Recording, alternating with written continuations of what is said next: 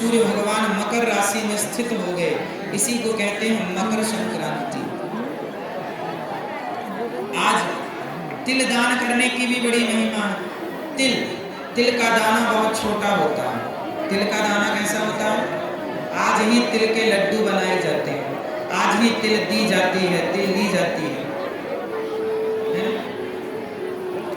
इसी त्योहार को लोहड़ी भी कहते हैं, इसी त्योहार को पोंगल भी कहते हैं। दक्षिण में पोंगल के नाम से त्योहार जाना जाता है, हम लोग मकर संक्रांति के नाम से जानते हैं, पंजाब इत्यादि में इसे लोहड़ी कहते हैं। त्योहार यही, नाम अलग अलग हैं, और आज तिल के लड्डू बना करके दिए जाते हैं, खाए जाते हैं, खिलाए जाते हैं।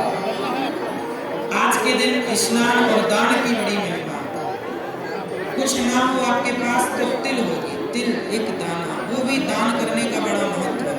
तिल आखिरी ऑप्शन है, तिल आखिरी ऑप्शन है कि आज के दिन हम किसी भूखे को भोजन कराएं, किसी प्यासे को पानी पिलाएं, किसी जरूरतमंद की जरूरतें पूरी करें, हम किसी की मदद करें। आज पुण्य का दिन है, आज से पुण्य करने का संकल्प लीजिए कि आज से हम सदा सबका भला करने का संकल्प लें। हमारे विचार गंगा की तरह पवित्र होंगे। आज हम किसी को भोजन कराएं। देखो ना, गौरी गोपाल भगवान का क्षेत्र प्रयागराज में भी चल रहा है और हजारों भक्त प्रसाद पाकर अपनी भूख मिटा रहे हैं। कितना आज कल बहुत लोगों ने कहा कि महाराज जी हमारे नाम से भी प्रयागराज जी में अन्न क्षेत्र बंटवाइएगा, ताकि हमारे भी, हम नहीं आ सकते तो क्या होगा, हमारे नाम का प्रसाद प्रयागराज के भक्तों को मिल जाएगा, यहाँ आने वाले तीर्थ यात्रियों को मिल जाएगा, तो वह भी हमें पुण्य बढ़ाने वाला कार्य हमसे होगा। तो आप भी यदि आए हैं तो आप भी सेवाएं करें, और नहीं आए तो आप भी अपनी ओर से गौरी गोपाल जी का जो अन्न क्षेत्र यहाँ प्रयागराज जी में हजारों भक्तों के लिए खुला है, कोई भी आप सबको भरपेट प्रसाद मिल रहा है, आप भी इन सेवाओं से अपने आप को जोड़िए कि आपका भी अन्न मतलब तिल, एक जरा तिल भी तो एक अन्न है, तो तिल भर मतलब थोड़ा सा ही अन्न आपके नाम का भी यहाँ बटे। प्रिय भक्तों, प्रसंग था कि भगवान नरसिंह जी का माया भरने आ गए, उनके बेटे की मृत्यु हो गई। लोगों ने कहा तुम इतने बड़े भक्त थे, फिर तुम्हारा बेटा क्यों चला गया?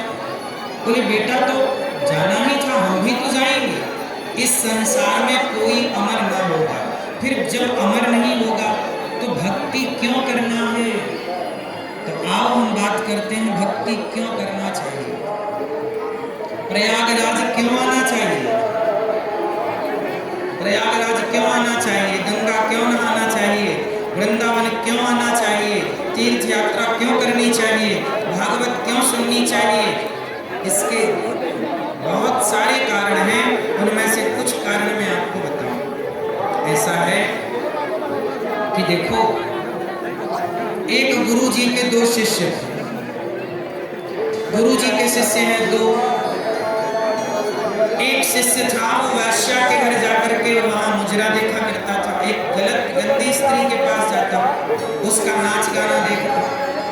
तो जो दूसरा चेला था वो बढ़िया रोज सत्संग करता, कथाएं सुनता, कीर्तन करता।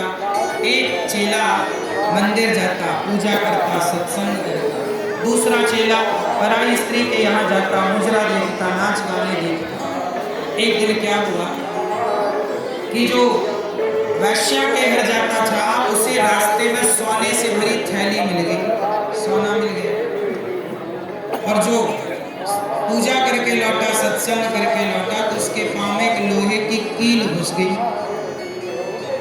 जब लोहे की कील घुसी तो लंगड़ाता लंगड़ाता गुरुजी के पास आया। गुरुजी, मैं मंदिर जाता हूँ, कीर्तन करता हूँ, किसी का बुरा नहीं करता, तो मेरे पाँव में कील घुस गई।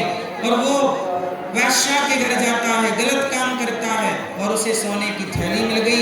ये कैसा न्याय है तुम्हारे भगवान का? तब गुरुजी ने हंसकर कहा, बेटा, भगवान के न्याय को तू नहीं जानता।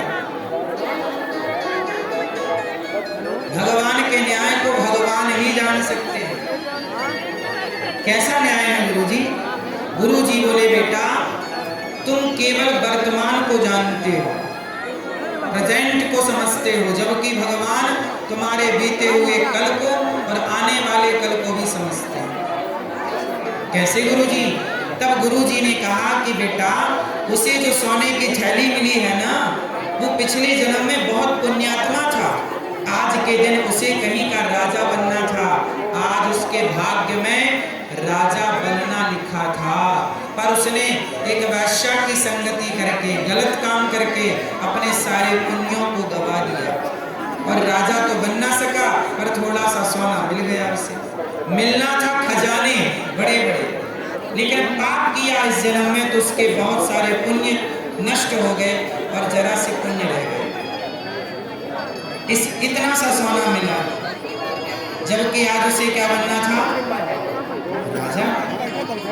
और जो तुम हो ना, आज तुम्हारी जीवन लीला समाप्त होने वाली थी, आज तुम्हारी मृत्यु होने वाली थी, पर तुम भगवान के भक्त हो तो भगवान ने तुम्हारी भक्ति को देखकर, तुम्हारी शरणागति स्वीकार करके, तुम्हारी मृत्यु को भगवान ने कृपा करके एक लोहे की कील में तब्दील कर दिया। जरा सा तुम्हें चोट लगी, जरा सा तुम्हें ठोकर लगा और तुम्हारी मृत्यु बदल गई। यदि आपके जीवन में थोड़ा संकट आए तो समझ लिया करो कि संकट तो बहुत बड़ा आने वाला था, पर जो तुमने कुंभ स्नान कर लिया, जो तुमने पुण्य कर लिए, उस पुण्य से तुम्हारे संकट जरा सा होकर के गुजर गए, छू करके निकल गए, टच करके निकल गए। हाँ या ना? तो भक्ति का हमें फल मिलता ही मिलता है।